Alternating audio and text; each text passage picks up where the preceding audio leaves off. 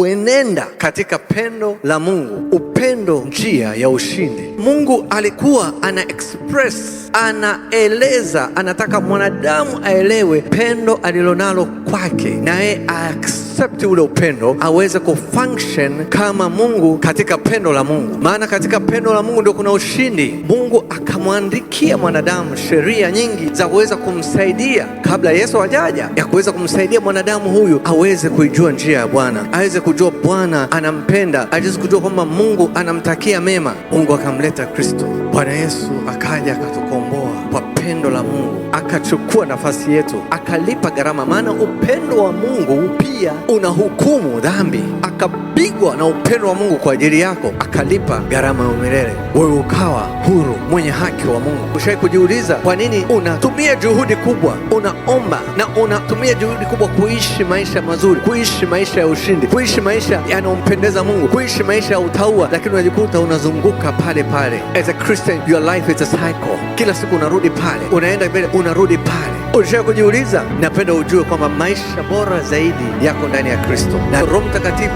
atakuwezesha kuelewa pendo la Mungu jinsi lilivyo na nguvu katika maisha yako, na kwamba mambo yote yanafanikiwa pale ambapo yanajengwa na Roho Mtakatifu juu ya pendo la Mungu na yanaongozwa na Roho Mtakatifu na kudumishwa katika imani. You can only do all things through the Holy Spirit. Kwa kupitia Roho Mtakatifu unaweza kufanya mambo yote, lakini juu ya pendo la Mungu ambalo litadumishwa katika imani. So huwezi kuwa na imani wakati una pendo la Mungu, utakuwa unapiga mark time, na ndio maana waamini wengi wamefika sehemu na kukata tamaa. You can only do all things through the Holy Spirit. Kwa kupitia Roho Mtakatifu unaweza kufanya mambo yote, lakini juu ya pendo la Mungu ambalo litadumishwa katika imani.